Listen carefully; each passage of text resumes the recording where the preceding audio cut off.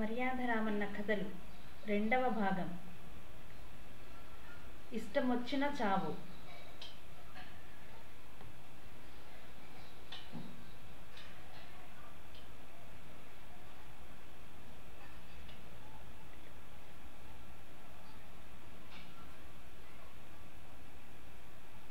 మర్యాద రామన్నకు వాళ్ళ నాన్న అన్న మాటలతో బాధ వేసింది. తన మీద తనకే అసహ్యమేసింది.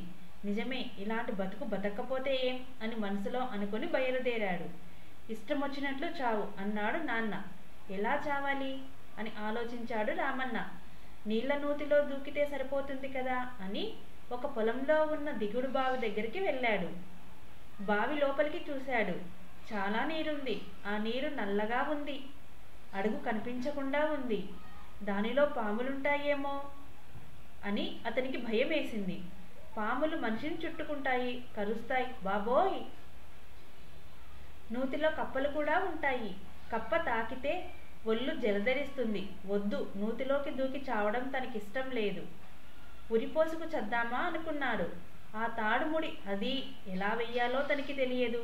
సగం సగం చావైతే మరింత చావు. ఉరిపోసుకు చావటం కూడా తనకిష్టమైన చావు కాదు. మరెలా చావటం? అసలు తనకిష్టమైన చావేది అని ఆలోచించసాగాడు. కానీ ఎంతకీ ఆ ఆలోచనలో తెగలేదు. చీకటి పడిపోయింది. ఇంటికి వెళ్ళే ప్రసక్తే లేదు. ఏమి చేయటం అనుకుంటుంటే శ్యామలాదేవి కోవెల కనిపించింది. చేసేదేమీ లేక గుడిలోకి నడిచాడు.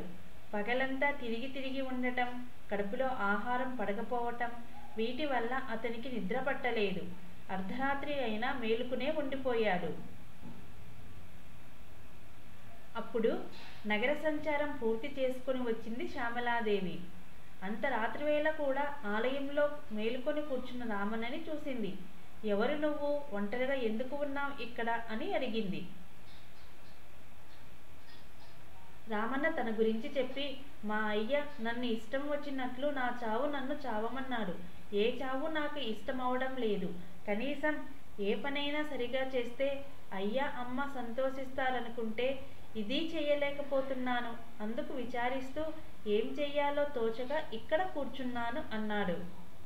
అతని అమాయకత్వానికి దేవతకి నవ్వు వచ్చింది. జాలి వేసింది. అతనికి ఏదేమైనా మేలు చేయాలనుకుంది. రామన్న, నువ్వు చచ్చిపోవద్దు. ఇంటికి వెళ్ళు. ఇంటికి వెళ్తేనే మీ అమ్మ అయ్యే సంతోషిస్తారు.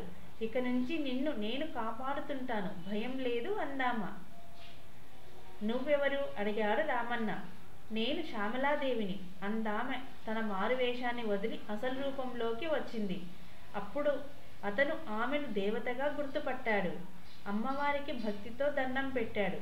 దేవి అతన్ని అనుగ్రహించింది.